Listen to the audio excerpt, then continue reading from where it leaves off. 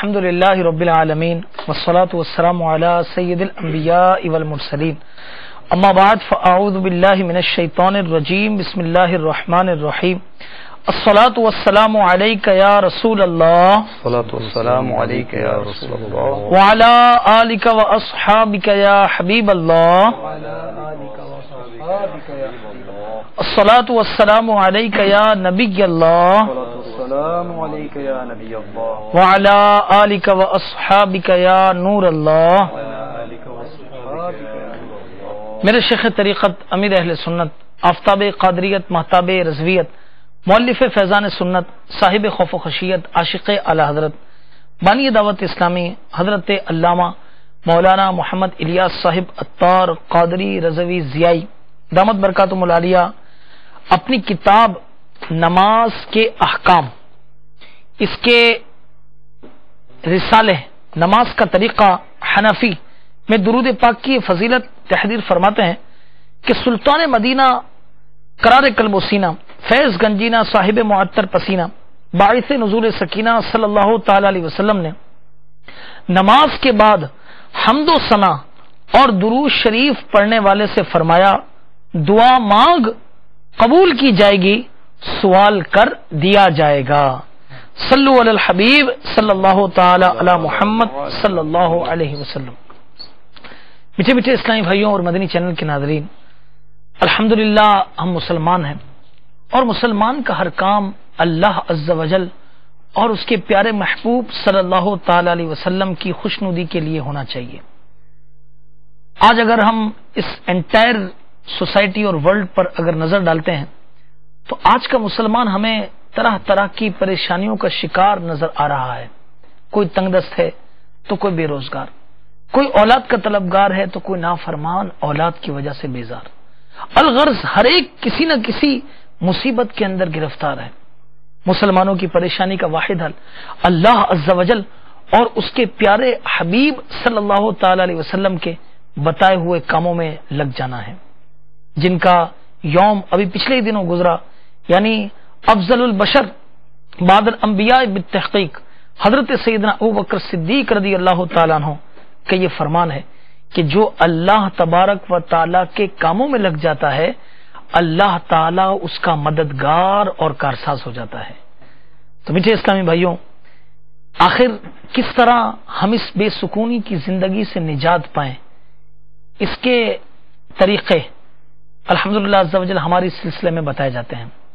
آج نیک بننے کا نسخہ میں کس موضوع پر بات ہوگی، آئیے آپ کو شیخ طریقت امیر علیہ سنت دامت برکاتہم العالیہ کی زبانی آج کا مدنی انعام سناتے ہیں. صلو علی الحبیب صلی اللہ تعالی علی محمد صلی اللہ علیہ وسلم. مدنی انعام نمبر 2. کیا آج آپ نے مسجد کی پہلی صف میں تکبیر اولیٰ کے ساتھ پانچوں نمازیں باجماعت ادا فرمائی؟ نیز ہر بار کسی ایک کو اپنے ساتھ مسجد لے جانے کی کوشش کی؟ میٹھے اسلامی بھائیوں اور مدنی چینل کے ناظرین، آپ نے یہ سوال سماعت کیا کہ آج کا ہمارا سوال نماز کے اوپر ہے. تو حضور ارشاد فرمائیے کہ اس کے بارے میں کیا ارشاد فرماتے ہیں نماز کے حوالے سے. آج کا جو مدنی انعام ہے جو بصورت سوال ہے، تو اس وقت جو پوری دنیا میں الحمدللہ مدنی چینل میں ناظرین سلسلے میں شامل ہیں، تو یہ مدنی انعام ایسا ہے کہ اس کے لیے ضروری نہیں کہ دعوت اسلامی کے مدنی ماحول سے وابستہ ہوں تو اس پر عمل کرنا ہے، بلکہ یہ تو وہ مدنی انعام ہے کہ جس میں چونکہ کئی سٹیپس ہیں نا، 5 وقتہ، پھر بعد جماعت وہ بھی مسجد میں، اور تکبیر اولیٰ کے ساتھ پہلی صف میں نماز ادا کرنی، اور کسی ایک کو اپنے ساتھ ترغیب دلا کے نماز کے لیے لے جانا ہے. یعنی کہ نماز بھی پڑھنا ہے اور نماز پڑھنے کے ساتھ ساتھ مسجد بھرو تحریک کے لیے بھی سلسلہ جاری رکھنا ہے. ٹھیک ہے. تو یہ ہر مدنی انعام اپنی اپنی ایک اہمیت رکھتا ہے. اس کی اہمیت یہ کہ فرائض و واجبات پر تقریباً مشتمل ہے، اور اس کے لیے کوئی دعوت اسلامی کے مدنی ماحول سے وابستہ ہو یا نہ ہو، بس ہر مسلمان کے لیے یہ انعام اہمیت رکھتا ہے. اس کے پیش نظر آج کے سلسلے میں آپ کو بہت زیادہ اہم مدنی پھول پیش کیے جائیں گے. تو آپ شامل رہیں، انشاءاللہ بہت زیادہ اس میں آپ کو وضاحتیں حاصل ہوتی جائیں انشاءاللہ. حضور سب سے پہلے اس مدنی انعام کے حوالے سے ایک ویڈیو سوال آیا ہوا ہے، تو وہ ویڈیو سوال جو ہے وہ سنا دیجیے۔ صلو علی الحبیب۔ السلام علیکم۔ مدنی انعامات پہ جو یہ سوال ہے کہ پہلی صف میں نماز پڑھیں، آج کل کوئی مسجد میں آ جائے تو بہت بڑی بات ہے، کوئی نماز پڑھ لے تو بہت بڑی بات ہے، آپ یہ کیوں بولتے ہیں کہ پہلی صف میں ہی نماز پڑھیں؟ صلو علی الحبیب صلی اللہ تعالی علی محمد صلی اللہ علیہ وسلم۔ حضور یہ ماشاءاللہ نوجوان اسلامی بھائی اور انفرادی کوشش سے تشریف لائے اور جیب میں مدنی انعامات کا رسالہ بھی ہے، کوشش بھی کر رہے ہیں۔ اب سوال یہ ہے کہ نماز اگر پڑھیں لیکن یہ کہ با جماعت مسجد میں پہلی صف میں، اس کی تکرار کیوں کی گئی؟ اصل میں امیر اہل سنت دامت برکات العالیہ اس وقت جو باتیں ارشاد فرماتے ہیں جی اس میں بے انتہا حکمتیں پوشیدہ ہوتی ہیں، اور اس مدنی انعام میں آپ دیکھیں گے نا، غور اصل میں کرنے کی ضرورت ہے کہ اس میں آپ نے پہلی صف کو بھی رکھا بالکل، اور واقعی ان کا سوال ہے کہ آج کل تو بڑی لوگ مصروف ہیں اور نمازیں پڑھ نہیں پا رہے، آپ پہلی صف کی تاکید کر رہے ہیں، تو امیر اہل سنت کی غالباً خواہش یہ لگتی ہے جی کہ آپ نہ صرف نماز پڑھنے کی طرف ترغیب دلا رہے ہیں بلکہ اس کو پکا نمازی بنانا چاہتے ہیں کہ نمازی بن جائے، چند روز نماز پڑھی پھر چھوڑ دی، ایسا نہ ہو بلکہ نمازی بن جائے۔ تو پہلی صف محسوس ہی ہوتا ہے جیسے امیر اہل سنت کی نگاہ ولایت نے یہ جان لیا کہ پہلی صف بے نمازی ہونے سے بچاؤ کے لیے قلعہ ہے، سبحان اللہ، اس سے ہماری تکبیر اولا کی بھی حفاظت ہے، اور پہلی صف کو پانے ہی میں ہماری مکمل نماز کا تحفظ پوشیدہ ہے۔ جیسا کہ علماء کرام فرماتے ہیں کہ نماز میں سب سے پہلے فضیلت اسے حاصل ہوتی ہے جو سیدھی جانب امام کے سب سے قریب ہوتا ہے، اور ہم نے تقریباً سب کا مشاہدہ ہوگا جو نماز شروع کرتے ہیں، کبھی پڑھتے ہیں پھر نہیں پڑھتے، تو ان کا مشاہدہ رہا ہوگا کہ جب کوئی ایسا نمازی جو امام کے بالکل قریب پہلی صف میں سیدھی طرف نماز ادا کرنے کا عادی ہوتا ہے، 17 رکعتیں شوق سے پڑھتا ہے، مگر اگر اسے شیطان بے نمازی کرنا چاہے تو اسے ایک دم بے نمازی نہیں بناتا، بلکہ شیطان سب سے پہلے اسے امام سے دور کرتا ہے، پہلی صف سے، پھر وہ پہلی صف سے اس کو دوسری صف ملتی ہے۔ اگر وہ پہلی صف نکلنے پر محتاط ہو کر سمجھ جاتا ہے اور پہلی صف کی اہمیت کو نہ سمجھنے کے باعث اگر اسے دوبارہ حاصل کرنے کی کوشش نہیں کرتا تو وہ پیچھے ہوتا رہتا ہے، پھر اس کی ابتدان تکبیر اولا نکلتی ہے، اگر وہ کچھ تشویش ہوتی ہے تو واپس آ جاتا ہے، لیکن اگر اس کی توجہ نہیں ہے پھر اس کی رکعتیں چھوٹنے لگتی ہے، اور آہستہ آہستہ وہ جو پہلی صف کی اہمیت کو نہ سمجھ سکا تھا وہ آہستہ آہستہ فجر کی نماز بغیر جماعت پڑھتا ہے، پھر یوں قضا نمازوں کا وبال اس کا مقدر بن جاتا ہے، اور پھر آہستہ آہستہ شیطان اسے بے نمازی بنا کر تباہی کے گڑھے میں ڈال دیتا ہے۔ تو پتہ چلا کہ امیر اہل سنت نے اس مدنی انعام میں جو پہلی صف کی تاکید فرمائی ہے اس کے ذریعے ہماری نمازوں کو تحفظ دینے کی کوشش فرمائی ہے، اور اس کی تصدیق اس حدیث مبارکہ سے بھی ہوتی ہے کہ مسلم شریف میں ہے کہ سرکار مدینہ راحت قلب و سینہ صلی اللہ تعالی علیہ وآلہ وسلم نے ارشاد فرمایا کہ لوگ ہمیشہ صف اول سے پیچھے ہوتے رہیں گے یہاں تک کہ اللہ عز و جل انہیں اپنی رحمت سے مؤخر کر کے نار میں ڈال دے گا۔ تو میرے میٹھے میٹھے اور پیارے پیارے اسلام بھائیوں اور مدنی چینل کے ناظرین، کاش کہ ہم اس کی اہمیت کو سمجھ لیں، مگر اصل میں ہماری بے دھیانی کا حال تو یہ ہے کہ آپ نے دیکھا ہوا اکثر اسلامی بھائی امام کے قریب جگہ ہونے کے باوجود بے توجہی کی وجہ سے کافی فاصلے پر بیٹھے ہوتے ہیں، پہلی سب میں جگہ ہوتی ہے، یعنی کرنا کچھ بھی نہیں ہے، صرف اٹھ کر وہاں پر جا کر بیٹھنا ہے۔ الحمدللہ کئی اسلامی بھائیوں کو اس مدنی انعام پر چونکہ عمل کرتے ہیں وہ تو دیکھا گیا کہ وہ تلاش کرتے ہیں کہ کوئی ایسی جگہ ملے جہاں زیادہ قریب چلا جاؤں تو میرے کو زیادہ برکت اس کی حاصل ہو جائے، اور پہلی صف کی فضیلت اس قدر ہے کہ سننے کے بعد کوئی بھی عقل مند اس کو چھوڑنے کا تصور بھی نہیں کر سکتا، جیسا کہ کیونکہ مومن جو ہے نا وہ نیکیوں کا حریص ہوتا ہے کہ جب سرکار مدینہ صلی اللہ تعالی علیہ وآلہ وسلم نے پہلی صف کی فضیلت صحابہ کرام علیہم الرضوان کو ارشاد فرمائی تو مسجد نبوی شریف میں صحابہ کرام کا ازدحام ہونے لگا، بلکہ لوگ اپنے دور کے گھر چھوڑ کر مسجد کے قریب گھر خریدنے لگے۔ ایک اور حدیث مبارکہ میں آتا ہے کہ پیارے آقا مدینہ والے مصطفیٰ صلی اللہ تعالی علیہ وآلہ وسلم نے ارشاد فرمایا کہ اگر لوگ جانتے کہ اذان اور پہلی صف میں کیا ہے تو پھر بغیر قرآن ڈالے نہ پاتے، قرآن اندازی ہوتی ہے اس کی اور اس کے بعد وہ ترکیب بنتی۔ ایک اور روایت میں آتا ہے کہ اللہ عز و جل اور اس کے معصوم فرشتے پہلی صف والوں پر رحمت بھیجتے ہیں. سبحان اللہ. تو پہلی صف کی فضیلت بھی پتہ چلی اور امیر اہل سنت کی حکمت بھی پتہ چل گئی. تو اس میں یہ نہیں ہے کہ یہ مشکل، بلکہ وہ اسلامی بھائی جو نماز نہیں پڑھ پا رہے ہیں وہ انشاءاللہ جب اس مدنی انعام کے مطابق ترکیب بنائیں گے نا تو آپ کو بھی لوگ ملتے ہوں گے. اور کہ اکثر لوگ کہتے ہیں ہم نماز پڑھنا چاہتے ہیں بس تھوڑے دن پڑھتے نہیں پڑھ پاتے، اس کی وجوہات یہ ہوتی ہے. تو اگر اس مدنی انعام کے مطابق کوشش کریں گے تو انشاءاللہ وہ پھر پکے نمازی بن جائیں گے. تو بچے اسلامی بھائیوں اور مدنی چینل کے ناظرین، بعض اوقات جس طرح اسلامی بھائی ملتے ہیں، اور سب سے پہلے تو آپ یہ ذہن نشین کر لیں کہ یہ ایسا مدنی انعام ہے کہ جو ہر مسلمان پر فرض ہے. نماز اسلامی بھائیوں نے باجماعت نماز و یہ ان کے لیے ادا کرنا واجب ہے. اسلامی بہنیں گھروں میں نماز کا اہتمام کرتی ہیں. اچھا، اور اس کے اندر کوئی تخصیص نہیں ہے کہ مثال کے طور پر کوئی مذہبی ہو، داڑھی والا ہو، اس نے نماز پڑھنی ہے، اس کی داڑھی نہیں ہے تو اس کے اوپر معاذ اللہ اس طرح کا کوئی معاملہ نہیں. سب پر دن میں 5 وقت کی نماز یہ ادا کرنا فرض ہے، اور اس کا جو انکار کرے وہ دین اسلام سے خارج ہے. بعض اسلامی بھائی نماز کے لیے جب مسجد کے اندر آتے ہیں نا تو پیچھے بیٹھے رہتے ہیں، کہتے ہیں آہستہ آہستہ ہم مطلب نماز کے قریب ہوں گے، آہستہ آہستہ ہم جو ہے نا وہ جماعت میں شامل ہوں گے، پہلی صف میں آہستہ آہستہ شامل ہوں گے، آہستہ آہستہ شامل ہوں گے. تو یاد رکھیے امیر علیہ سنت کئی مرتبہ ارشاد فرماتے ہیں کہ جھٹ پٹ نیک بن جائیے، اور جھٹ پٹ پہلی صف پانے کی جو ہے وہ کوشش کیجیے. انشاءاللہ عز و جل آپ کو نمازوں میں ایسی استقامت ملے گی. آپ یقین کیجیے، ابھی پچھلے دنوں ہی کی بات ہے کہ ہماری مسجد کے اندر ایک نوجوان اسلامی بھائی کافی عرصے سے دکھتے نہیں تھے، ابھی الحمدللہ عز و جل وہ پہلی صف کے نمازی ہیں. اور ان کا خود کہنا یہ ہے کہ بعض اوقات میری جماعت بھی ترک ہو جاتی تھی اور مطلب معاملات ہو جاتے تھے، کبھی نماز کے بھی معاملہ ہو جاتا تھا، لیکن جب سے میں نے یہ سوچا کہ میں پہلی صف میں نماز ادا کروں، جیسا کہ ابھی فرمایا گیا نا کہ امام کے بالکل پیچھے والا جو اقامت کہنے والا ہے وہ سب سے افضل ہے، اس کے بعد دائیں طرف والے، ٹھیک ہے، اور اس کے بعد پھر بائیں طرف والے. یہ اس طرح جو ہے نا وہ فضیلت کی یوں سمجھے کہ تقسیم یہ ہے. تو اب الحمدللہ عز و جل وہ فرماتے ہیں کہ اب میری پختہ جو ہے وہ پابندی اس حوالے سے ہو چکی ہے، اور الحمدللہ وہ اس وقت 30 دن کے مدنی قافلے کے مسافر بھی ہیں ماشاءاللہ. اللہ تعالیٰ مزید برکتیں اور استقامت نصیب فرمائے، ان کے صدقے مجھ گناہگار کو بھی یہ سعادت نصیب ہو. آپ کے علم ہے کہ ہمارے سلسلے کی خصوصیت ہے کہ ہم شیخ طریقت امیر علیہ سنت دامت برکاتہم العالیہ کے مدنی گلدستے آپ کو ضرور دکھاتے اور سناتے ہیں. تو اس مدنی نام کے حوالے سے امیر علیہ سنت کیا فرماتے ہیں؟ وہ نوجوان اسلامی بھائی جس نے سوال کیا، آپ بھی آئیے، وہ ہم آپ کو مدنی پھول یہ سنواتے ہیں کہ امیر علیہ سنت دامت برکاتہم العالیہ پہلی صف اور با جماعت کے حوالے سے کیا فرماتے ہیں. سنیے.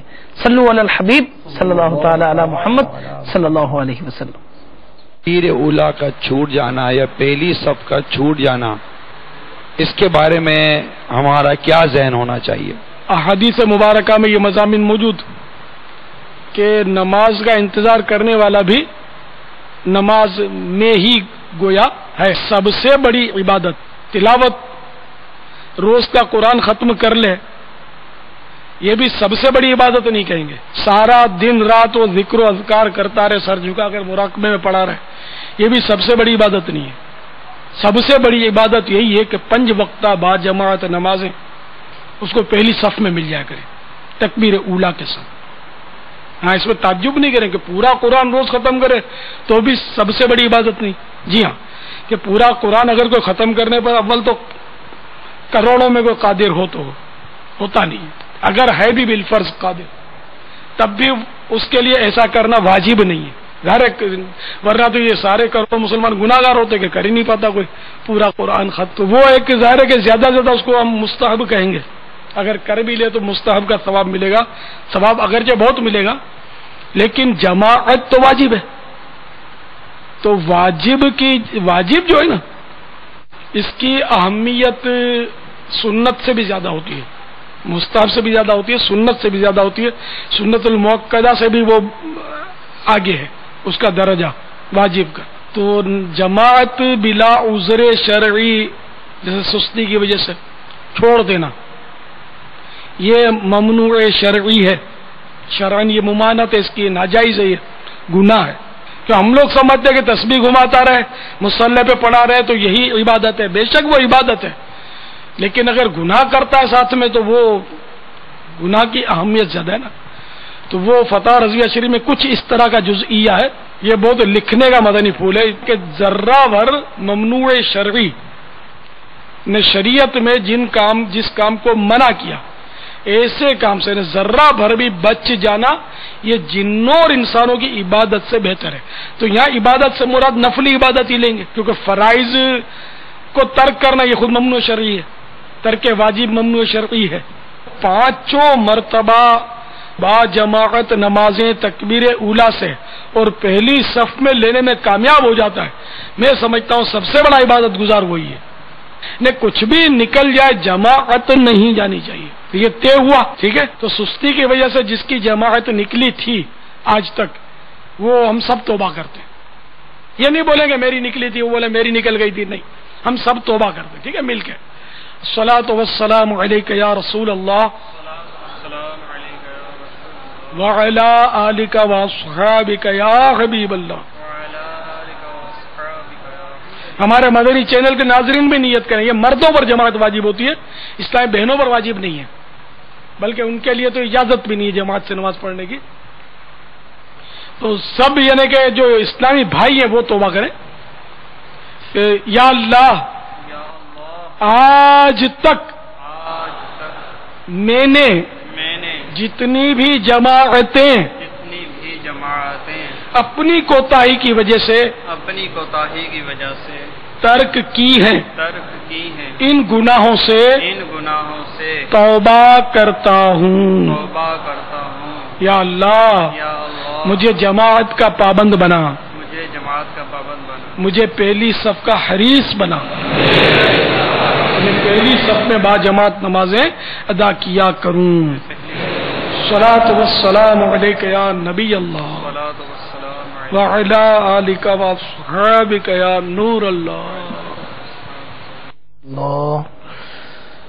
میں 5 نمازیں پڑھوں با جماعت، ہو توفیق ایسی عطا یا الہی، ہو توفیق ایسی عطا یا الہی، کرم یا الہی، کرم یا الہی، کرم یا الہی، کرم یا الہی. صلو علی الحبیب صلی اللہ تعالی علی محمد وعلی آلہ وصحبہ وبارک وسلم.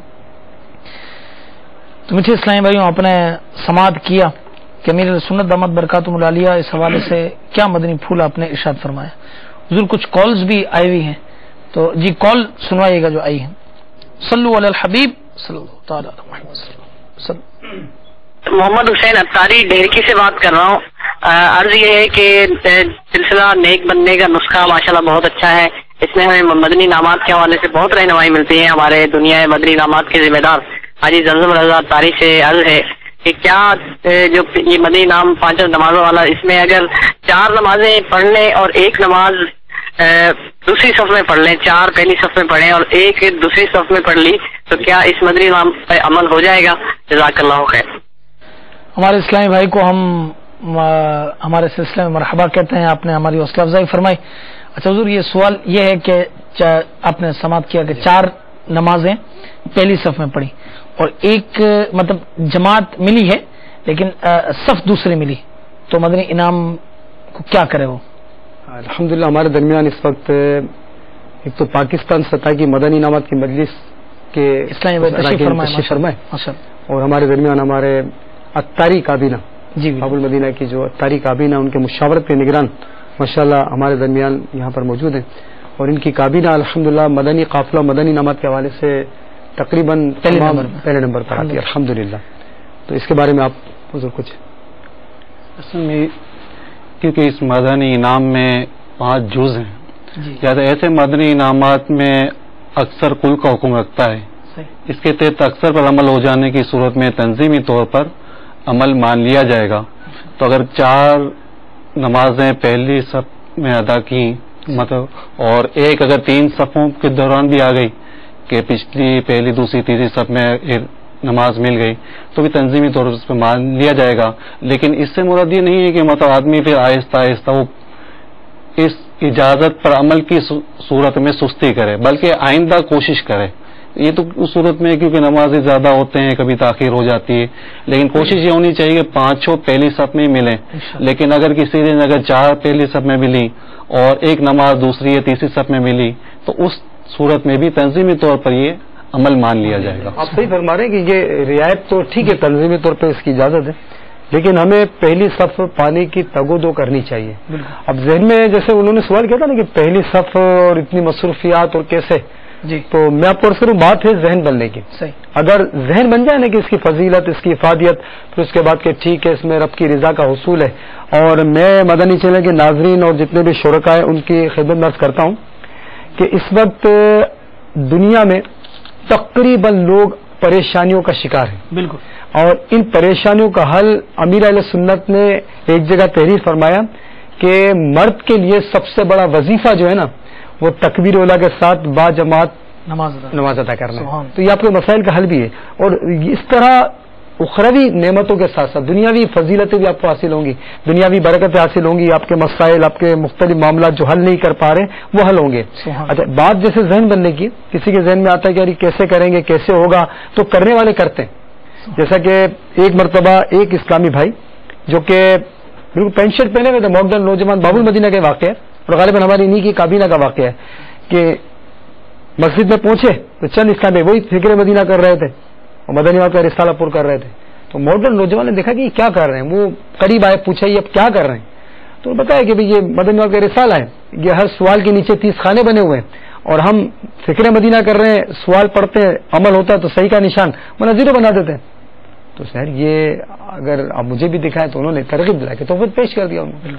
اب چند منٹ کی ترغیب پر وہ لے گئے اور کچھ دنوں بعد آ کر پھر وضاحت طلب کی، پھر اس پہ عمل جاری رکھا. تو الحمدللہ کچھ ہی عرصے بعد اس مسجد میں وہ داڑھی شریف سجائے، امامے کا تاج سجائے، وہاں پر درس دیتے ہوئے نظر آئے، مدنی ماحول سے وابستہ ہو گئے. اور آپ کو سن کر خوشی حاصل ہوگی کیونکہ اس وقت کئی اسلامی ایسے ہوں گے جو کہ اس وقت ہو سکتا ہے ماڈرن ہو، نماز کبھی پڑھتے ہو کبھی نہ پڑھتے ہو. بہت سے ایسے ہوں گے جو بالکل ہی قضا کرتے ہیں، آج ہی ذہن بنے شاید کبھی اب نماز پڑھنی ہے. تو آپ نیت کیجئے، کوشش کیجئے، آپ کو ایسی برکتیں ملیں گی آپ حیران رہ جائیں گے. آپ کو جو یہ بظاہر مشکل لگ رہا ہے، امیر اہل سنت ایک ولی کامل ہے، ان کے ارشادات کے مطابق عمل کر کے دیکھیے. آپ دیکھیں ان نوجوان نے جو عمل کیا نا تو آج ان کو تقریباً 8 یا 9 سال ہو چکے ہیں. ان کے مطابق 8-9 سال میں ان کی چند مرتبہ پہلی صف نکلی، چند مرتبہ. اب یہ چند مرتبہ پہلی صف نکلنا ایک نوجوان کا، اور وہ امیر اہل سنت کے مرید ہیں.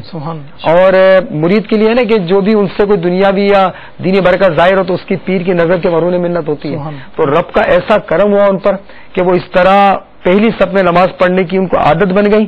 تو اب اندازہ لگائے کہ یہ واقعی امیر اہل سنت کی کیسی تربیت ہے، کیسا انداز ہے. تو مدنی چینل کے ناظرین اور جتنے بھی شرکاء اس وقت یہ ذہن بنا لیں کہ بس ہمیں اس مدنی انعام کے مطابق اپنے شب و روز گزار رہے ہیں اور ہمیں بس ان نمازوں پر پابندی کے ساتھ عمل کرنا اور پہلی صف میں نماز پڑھنی انشاءاللہ. سبحان اللہ. مجھے اسلامی بھائیوں جو بہار کا سلسلہ یہ ابھی فرمایا تو اس کے اندر میں مزید کچھ اضافہ اس طرح کرتا ہوں کہ ایک اسلامی بھائی ہمارے ایک علاقے مشاورت کے نگران ہیں. ان کے والد صاحب اچانک بہت زیادہ بیمار ہو گئے.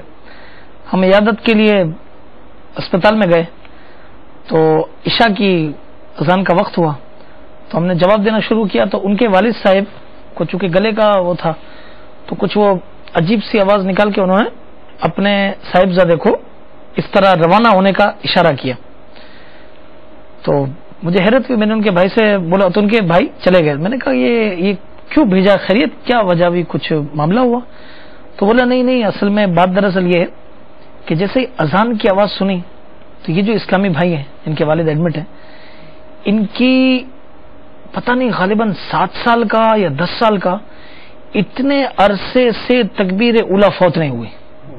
جب ان کے والد صاحب کی طبیعت اس قدر بگڑی کہ وہ بیڈ پر آ گئے تو انہوں نے دارالفتہ سے یہ مسئلہ معلوم کیا اور انہوں نے بتایا کہ اگر تیماردار کے جانے سے مریض کو تشویش ہو تو اس پر جماعت معاف ہے.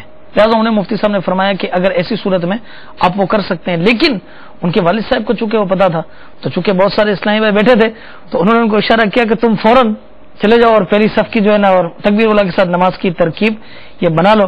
یقین کیجیے ہم وہاں سے فارغ ہو کر مسجد آئے تو ہم نے کیا دیکھا کہ وہ اسلامی بھائی پہلی صف کے اندر سنت قبلی ادا کر رہے ہیں.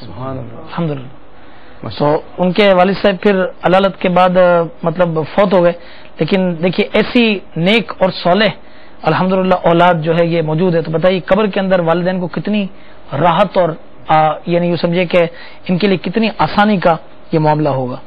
اچھا حضور، یہاں پہ ایک سوال یہ آتا ہے کہ اب نمازیں پڑھیں گے تو ظاہر بات ہے اپنی طرف سے تو یہ بھی ترغیب ہے کہ پچھلی ساری نمازیں جو قضا ہو گئی ہیں ان کو بھی ادا کرنے کی ترکیب جو ہے نا وہ کی جائے.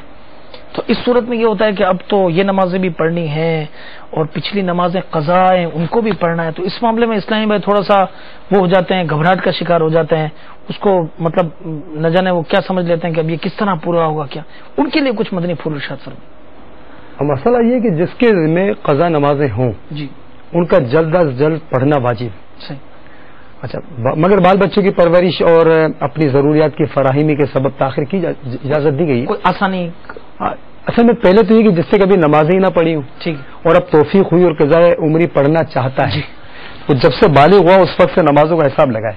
صحیح. اور تاریخ بلوغ بھی نہیں معلوم تو احتیاط اسی میں کہ عورت 9 سال کی عمر سے اور مرد 12 سال کی عمر سے نمازوں کا حساب لگائے. تو اس طرح قضا عمری کرے اپنی، چاہے تو ایک ساتھ مطلب الگ الگ نمازوں کا 20 رکعتیں بنتی ہیں، تقریباً 20 رکعتیں جی. تمام نمازیں ملا کر نا کہ فجر کے 2 تو فجر کے ہو گئے، 4 ظہر، 4 عصر اور 3 مغرب، 4 عشاء کے فرض اور 3 وتر، 20 رکعتیں بنتی ہیں. تو یہ کوئی مشکل نہیں ہے. اگر اس میں علماء کرام بڑی آسانی دی، بلکہ ایک طریقہ کار میں عرض کرتا ہوں، اگر مدانی چینل کے ناظرین اور جتنے بھی شرکاء ہیں اس کو غور سے سن لیجئے کہ آپ 5 نمازیں جو پڑھتے ہیں اسی نماز میں ایک طریقہ کار کو جو میں عرض کر رہا ہوں اس کو پیش نظر رکھیں گے تو انشاءاللہ 5 نمازوں میں وہی نمازیں پڑھیں گے، 2 رکعتیں زیادہ پڑھنا پڑیں گے، 20 آپ کی قضا بھی ہو جائیں گے. سبحان اللہ. انہی نمازوں میں ماشاءاللہ. آپ کو سن کے واقعی لگا ہوگا یار یہ کیسے ہو سکتا ہے. اس کی وجوہات بھی ہے کہ اس میں مدنی انعامات کا یہی عمل دخل ہے کہ امیر اہل سنت نے کچھ ایسے مدنی انعامات دیے ہیں، مثال ہے کہ نوافل بادیہ جی. اکثر لوگ زہر کی پڑھتے ہیں 2 نفل چھوڑ دیتے ہیں، نوافل بادیہ یہ بھی ایک مدنی انعام ہے. انشاءاللہ موقع پر یہ بھی حفاظت عرض کی جائے گی.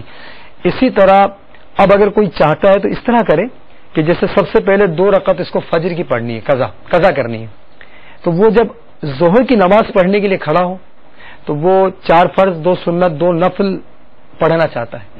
تو 2 نفل جو ہے نا تو سنت غیر موقدہ اور نوافل کی جگہ اپنی قضا کرنا ہی افضل ہے. علماء کرام فرماتے ہیں کہ سنت غیر موقدہ اور نوافل کی جگہ قضا کرنا افضل ہے. تو جو 2 فجر کی ہیں وہ ان نفل کی جگہ ظہر کے جو 2 نفل ہیں آخر کے اس کی جگہ اپنی قضا عمری کر لے 2 فجر کی. 4 ظہر کی قضا کر لیں.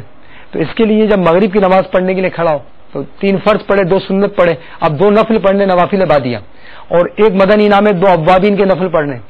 ان دونوں کی جگہ پر اپنی 4 ظہر کی قضا کر لیں. بالکل ٹھیک ہے. اسی طرح نماز پڑھنے کے لیے وہ آئے، اب 4 جو سنت غیر موقدہ ہیں شروع کی وہ اکثر لوگ توجہ نہیں دیتے، چھوڑ دیتے، اس کے بہت زیادہ فضائل ہیں، وہ بھی جب یہ مدنی انعام کی باری آئے گی تو سنیں گے ہم.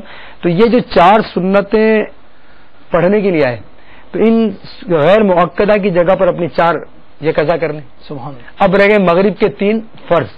تو جب عشاء کی نماز پڑھنے کھڑے ہوں تو عشاء کی 4 سنت 4 فرض پڑھی، 2 سنت پڑھے، 2 نفل پڑھنے جی. 2 نفل کی جگہ پر یہ اپنی مغرب کی قضا کر لے 3. اور اسی طرح عشاء کی رہ گئی اور 3 وتر رہ گئی. تو عشاء کی نماز میں 4 سنت 4 فرض جو پڑھ رہے ہیں تو 4 سنت غیر موقدہ ہے اور علماء کرام کے نزدیک اس کی جگہ پر اپنی قضا کرنا افضل ہے. تو یہاں پر وہ عشاء کی قضا کر لیں 4 اور آخر کے جو 2 نفل ہیں ان کی جگہ پر وہ اپنی 3 وتر ادا کر لیں. تو 2 رکعتیں زیادہ کرنا پڑی اور نمازیں یہی 5 پڑھی اور اسی کے اندر الحمدللہ سے قضا کرنے کا موقع پڑے. سبحان اللہ. یہ کر سکتے ہیں آسانی. میٹھے اسلامی بھائیو، اب آپ کے ذہن میں شاید یہ ہو کہ ہم چلیں اس کے لیے کوشش تو کرتے ہیں لیکن اب ہماری زندگی کتنی، زندگی کا تو کوئی بھروسہ نہیں ہے. تو یہ بات یاد رکھیے، اعلیٰ حضرت رحمۃ اللہ تعالی علیہ کے فتاوی کی روشنی میں ہمیں علماء کرام یہ بیان فرماتے ہیں کہ اگر کوئی قضا نماز پڑھنے کی نیت سے اگر وہ گھر سے مسجد گیا اور راستے میں اس کا انتقال ہو گیا تو اللہ تعالیٰ کی رحمت سے امید ہے کہ اس پر فضل ہو جائے گا انشاءاللہ عز و جل. اور امید ہے کہ انشاءاللہ تعالی اس کے لیے برکتیں اور آسانی ہو. تو نگران شورا کی بارگاہ میں عرض ہے کہ سلسلے میں تشریف لائے ہیں، تو یہ کہ مدنی انعامات پر ایک سوال آیا ہوا ہے کہ مدنی انعام پر عمل کرتے ہوئے لوگ دشواری کیوں محسوس کرتے ہیں، بالخصوص فکر مدینہ کرتے ہوئے.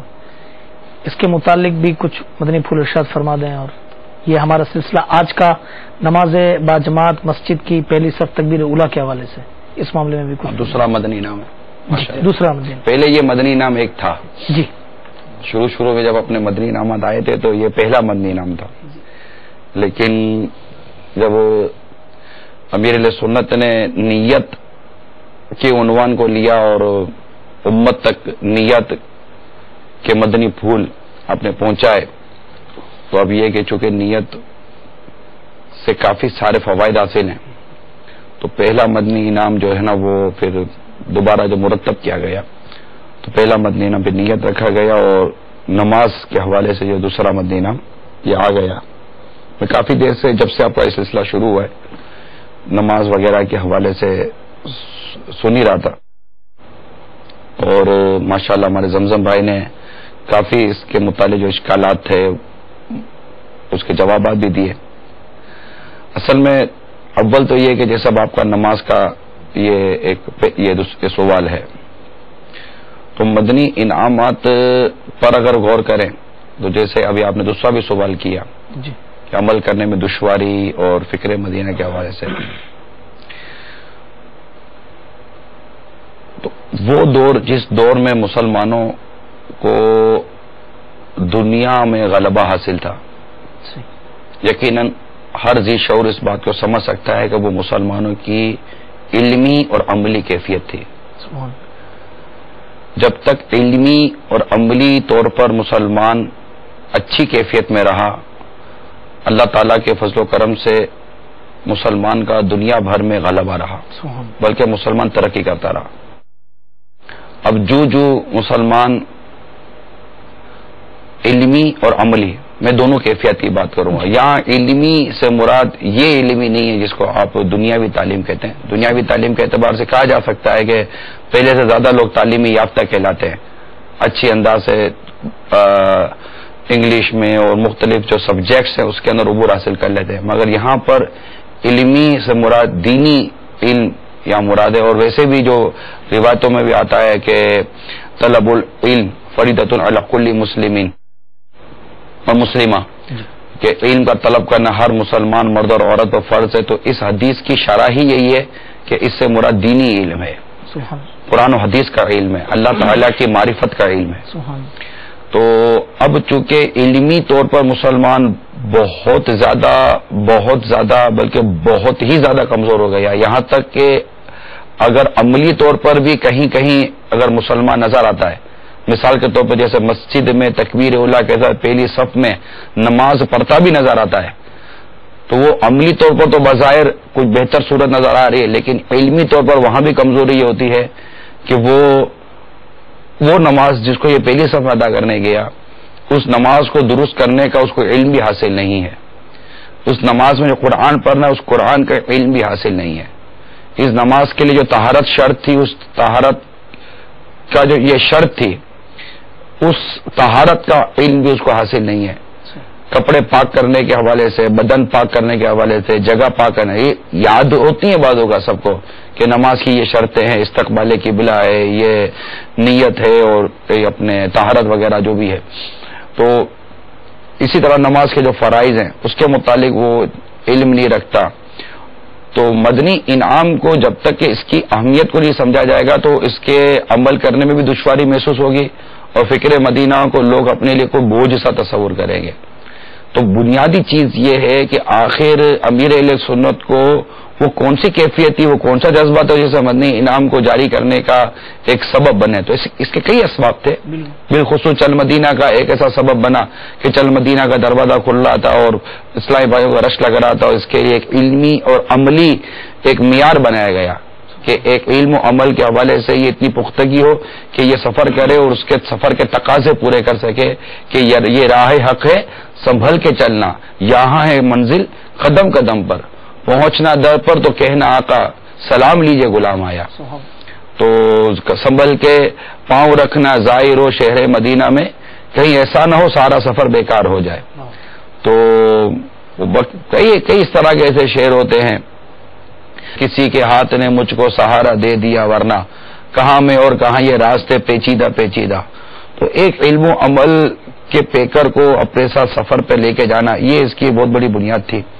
البتہ امیر اہل سنت کو اللہ تبارک و تعالیٰ کے فضل سے ان کو یہ سوچ اللہ تعالیٰ نے عطا کی اور امت کو اس میں بہت فائدہ نصیب ہوا کہ آپ نے وہ علم و عمل جس سے مسلمان دور ہو گیا اس کو پابند کرنے کے لیے ایک ایسی سیلف اکاؤنٹیبلٹی شیڈول اس کے ہاتھ میں دے دیا کہ وہ از خود اس کو لے، از خود اپنی علمی اور عملی کیفیت کا جائزہ لے اور خود اپنے آپ کو وہ امپروو کرتا چلا جائے اور اپنی عملی اور اپنی علمی کیفیت کو بہتر سے بہتر بناتا چلا جائے.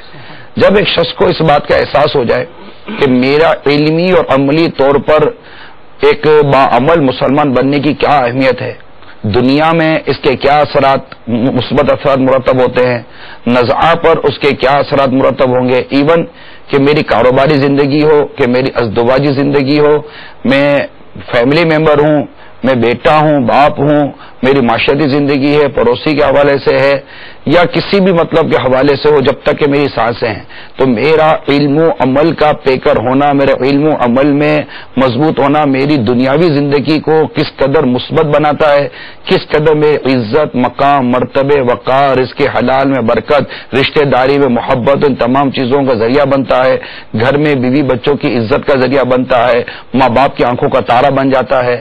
علم و عمل جس طرح بندے کو ایک مقام اور مرتبہ عطا کرتا ہے، پھر اس کے تمام تر دینی اور دنیاوی جو اس کی حاجتیں اور ضرورتیں ہوتی ہیں اس کو پوری کرتا ہے.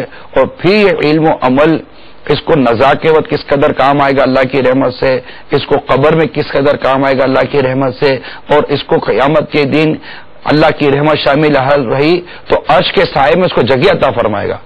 کہ وہ جو روایت میں ہے کہ جس نوجوان نے اپنی جوانی اللہ کی عبادت میں گزاری، اللہ تبارک و تعالیٰ قیامت کے دن اسے اپنے عرش کے سائے میں جگہ دے گا کہ اس وقت اللہ کے عرش کے سائے کے سوا کوئی سایہ نہیں ہوگا. اس وقت نوجوان کو اللہ تعالیٰ اپنے عرش کے سائے میں جگہ عطا فرمائے گا. تو اب جب اس کے فوائد پر نظر ہوگی پھر اللہ تعالیٰ کی رحمت شامل آ رہی تو نہ صرف یہ کہ اس کی مغفرت، بلکہ کیا عجب کہ اللہ تعالیٰ اس پر ایسا کرم کرتے کہ وہ کئیوں کی شفاعت کر کے اللہ تعالیٰ سے بخشوا کے جنت میں لے کر چلا جائے. تو یہ سب علم و عمل اس لیے ہے کہ اللہ تعالیٰ کی رحمت پانے کے لیے کہ بندے کو جنت ملے گی اللہ کی رحمت سے، اور بندہ علم و عمل اختیار کرتا ہے، نیکی اور پرہیزگاری اختیار کرتا ہے کہ اللہ تبارک و تعالیٰ کی زیادہ سے زیادہ رحمت پانے میں وہ کامیاب ہو جائے. اب جب اس کو اس بات کا احساس ہو جائے کہ میرے اپنے علم و عمل سے میری اپنی انفرادی اور میری اپنی اجتماعی زندگی کو کس قدر فوائد حاصل ہوں گے، کس قدر اس میں برکتیں آئیں گی، تو وہ اپنی یہ سیلف اکاؤنٹیبلٹی جو ہے نیک بننے کی اس کو وہ ڈیفینیٹلی اڈاپٹ کرے گا.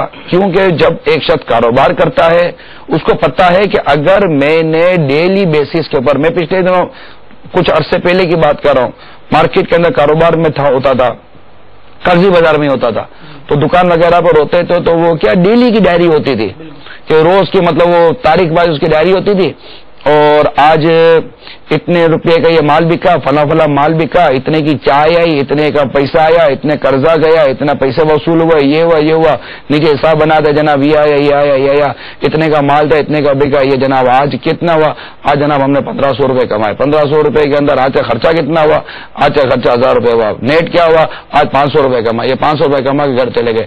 ڈیلی بیسس کے اوپر اکاؤنٹیبلٹی جب دکاندار کر سکتا ہے کیونکہ اس نے اپنی دکان کو پلس میں چلانا ہے، اور جب اس کو اس بات کا احساس ہوگا کہ میری دکان مائنس میں جا رہی ہے تو وہ کوئی اسٹریٹجی چینج کرے گا، کوئی اپنا انداز تبدیل کرے گا.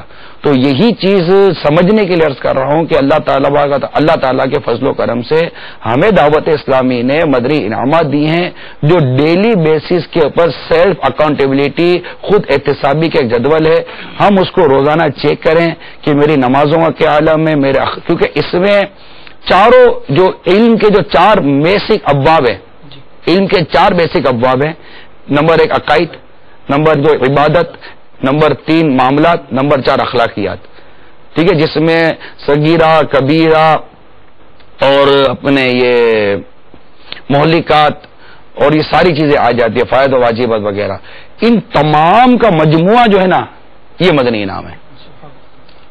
تو علم و عمل کے لیے اس مدنی انعام کی اہمیت کو سمجھیں گے. یہ ایک دعوت اسلامی کا جیسے وہ نہیں کہ کیونکہ ہمارے ساتھ جو ویورز ہوتے ہیں، جو ہمارے ناظرین ہیں، میں نہیں کہتا کہ سارے کی طرح دعوت اسلامی کے ماحول میں یوں رچے بسے ہوئے، تو کچھ ہی کوئی مطلب یہ ایک کنفیوژن پیدا ہو سکتی ہے کہ یار یہ تو دعوت اسلامی والوں کا ایک مطلب ایک طریقہ ہے، دعوت اسلامی والوں کا انداز ہے، اپنے دعوت اسلامی میں آئیں گے، دعوت اسلامی کے ماحول میں آئیں گے، تھوڑا ان کے ساتھ ترکیب بنے گی تو اپنے مدنی انعام پر عمل کریں گے.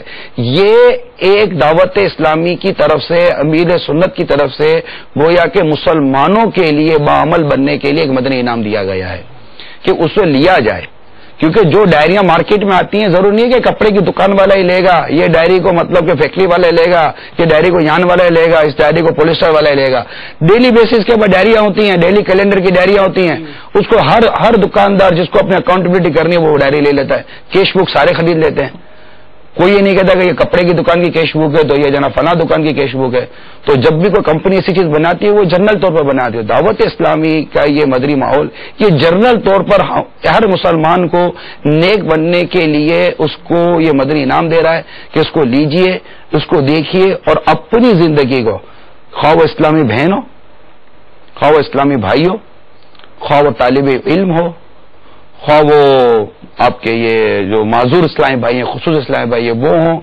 اس طرح ہر ایک کے لیے جدا جدا اس کے لیے جو بنتے ہیں مدنی انعامات، عمل کے لیے، علم و عمل کا پیکر بننے کے لیے جو ایک جدول بنتا ہے وہ الگ الگ اہل سنت نے ہمیں عطا کیا ہے. اور وہ اس بیس کو سمجھے کہ وہ اس دنیا پر کہ مسلمان علم و عمل کا پیکر بنے. اور آج وہ دور ہمیں اس کی جھلک اور اس دور کی خوشبو آ جائے جو صحابہ کرام علیہم رضوان کا مبارک دور تھا، تابعین کا دور تھا، تبع تابعین کا دور تھا، ہمارے اسلاف کا دور تھا، جب بزرگان دین اپنے طلباء کو اور اپنے ساتھ وابستگان کو، اپنے متعلقین کو، اپنے محبین کو، اپنے وابستگان کو اس عمل کی طرف ابھارتے تھے، اس عمل کی طرف لے کے جاتے تھے. اب دعوت اسلامی یہ ایک شہر کی تنظیم نہیں ہے. دعوت اسلامی یہ سمجھے کہ مسلمانوں کی آنکھوں کا تارا بنی ہوئی ہے. الحمدللہ تمام عاشقان رسول کہہ سکتے ہیں کہ مطلب تعداد کہ یہ دعوت اسلامی کو دل و جان سے چاہتی ہے. اور دعوت اسلامی سب کے لیے گویا کہ ایک علم و عمل کا پیکر بنانے کا جذبہ رکھتی ہے.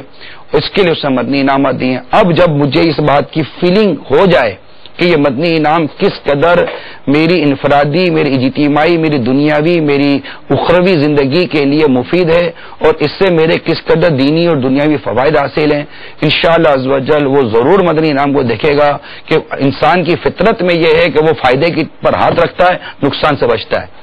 اور اس میں فائدہ ہی فائدہ ہے، نقصان کا کوئی پہلو ہی نہیں ہے. کوئی نقصان کا پہلو ہی نہیں ہے، کسی قسم کا لاس نہیں ہے. اونلی پروفیٹیبل ورک ہے یہ مدنی انعام پر عمل کرنا. اگر یہ سمجھ میں آ جائے تو وہ روزانہ نہ صرف مدنی انعامات پر عمل کرے گا بلکہ انشاءاللہ روزانہ فکر مدینہ کر کر اپنی سیلف اکاؤنٹیبلٹی کو اختیار کرے گا انشاءاللہ.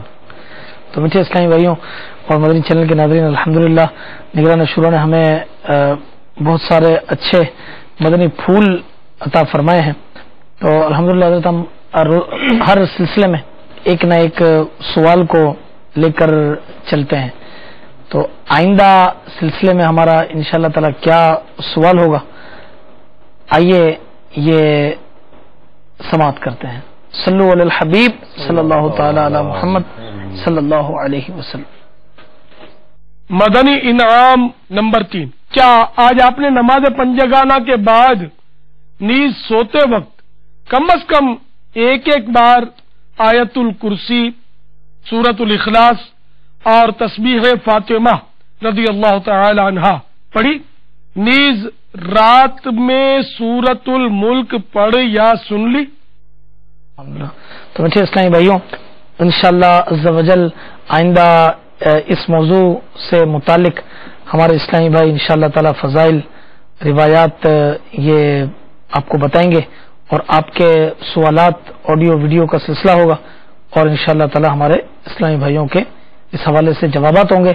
آخر میں حضور امیر علیہ سنت دامت برکاتہم العالیہ کی نماز کی مطلب کوشش کے حوالے سے ایک واقعہ ہے، اور آپ نے جو بات مدینہ شریف کی تو مدینہ شریف کے ہی واقعے کے حوالے سے، تو وہ ہمارے اسلامی بھائیوں کو وہ امیر علیہ سنت کا جو واقعہ ہے وہ سنوا دیں۔ ایک بار میں سن 80 میں جدہ شریف میں وہ مدینہ منورہ سے جدہ شریف سیپٹکو کی بس میں سفر کیا تھا، وہ مشہور بس ہے وہ، اور اس کے اندر وہ حمام بھی ہوتا ہے اس بس کے اندر، لیکن بہرحال یہ کہ وہاں وضو کی پاسبلٹی نہیں، بلکہ اب وہ ظاہر ہے کہ اس کے کہہ نہیں سکتے اس میں کیا وضو کے لیے تو نہیں ہوگا انتظام، خیر تو وہ سیپٹکو کی بس میں مدینہ منورہ سے جدہ شریف جا رہا تھا، اور رات میں نے سفر کیا تھا۔ اب پھر وہ فجر کا وقت شروع ہوا، اندازہ ہو جاتا ہے تھوڑا، وہ روشنی شروع ہو جاتی ہے۔ میں سمجھا کہ یہ سب حاجی لوگ ہیں، تو ظاہر ہے کہ مطالبہ کریں گے بس روکنے کا اور مل کے نماز پڑھ لیں گے کہیں۔ سنا تو بہت تھا کہ یہاں نماز کا بہت اہتمام ہے، پھر میں نے دیکھا کہ اجالا بڑھ رہا ہے اور کوئی آگے ہو نہیں رہا، تو میں نے ہمت کی، میں جا کر نے ڈرائیور کو بولا، عربی ڈرائیور تھا، میں نے اس کو نماز کا بولا کہ وہ صلاح، اس نے بولا رو جاؤ، میں سیٹ پہ آ کے بیٹھ گیا۔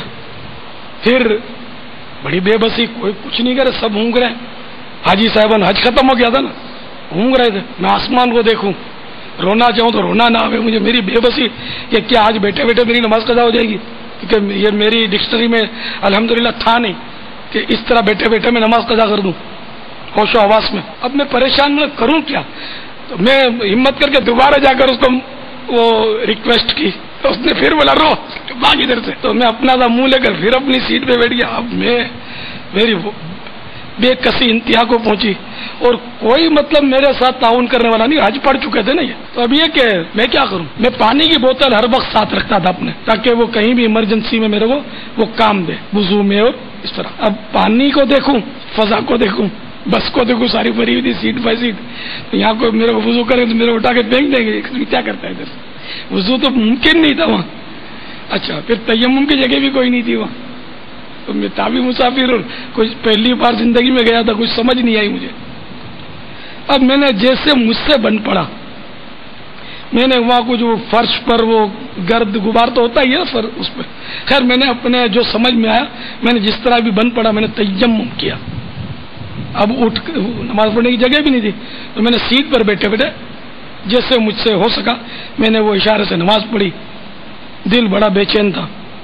پھر وہ پتہ چلا وہ جدہ شریف آ گیا، جدہ شریف آ گیا، جدہ مجھے کس اسٹاپ پر اترنا ہے اس کا ہوش نہیں رہا، مجھے بس ایک ہی دھندی میری نماز کا کیا ہوگا، میں مطمئن نہیں تھا نا، تو میں تو وہ جدہ آ گیا، اور میں تو اترا نیچے، وہ دروازہ اس نے کھولا سامان کا، تو میں نے یوں کھینچ کے بیگ ڈالا نیچے اپنا، اور فٹ پاتھ پر میں نے وہ اپنی بوتل لی اور وضو کیا، اور پھٹافٹ میں نماز پڑھی، نماز پڑھ کے میں نے ٹائم نوٹ کر لیا، تو پھر میں نے وہ کیلنڈر دیکھا ٹائم ٹیبل، تو الحمدللہ میں نے وہ فٹ پاتھ پر جو نماز پڑھی تھی نا فجر کی، وہ فجر کے وقت کے اندر پڑھی تھی، الحمدللہ الحمدللہ۔ تو وہ نیت صاف منزل آسان، انشاءاللہ جذبہ ہوگا تو ساری مشکلیں جو آسان ہو جائیں گی انشاءاللہ۔ تو نماز کو ایسا پکڑو کہ سب کچھ چھوٹ جائے، نماز نہ چھوٹے، دنیا میں کہیں بھی ہو، جنگل میں ہو، دریا میں ہو، صحرا میں ہو، وہ نماز نہیں چھوڑنی۔